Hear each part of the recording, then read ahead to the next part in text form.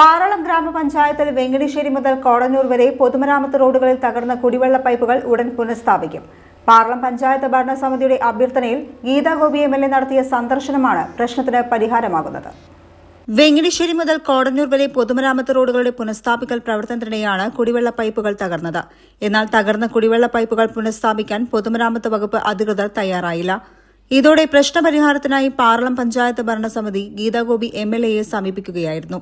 തുടർന്ന് എംഎൽഎ, പാറളം ഗ്രാമപഞ്ചായത്ത് പ്രസിഡന്റ് അനിത പ്രസന്നൻ എന്നിവരുടെ നേതൃത്വത്തിൽ പഞ്ചായത്ത് ഭരണസമിതി ബന്ധപ്പെട്ട സ്ഥലം സന്ദർശിച്ചു.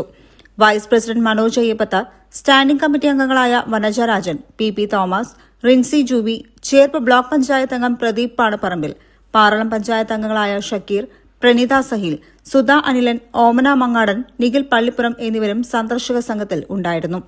പൊതുമരാമത്ത് വകുപ്പ് ഉദ്യോഗസ്ഥർ, വാട്ടർ അതോറിറ്റി ഉദ്യോഗസ്ഥർ എന്നിവരെ സ്ഥലത്ത് വിളിച്ചുവരുത്തി ആവശ്യമായ മേൽ നടപടികൾക്ക് എംഎൽഎ നിർദ്ദേശം നൽകി.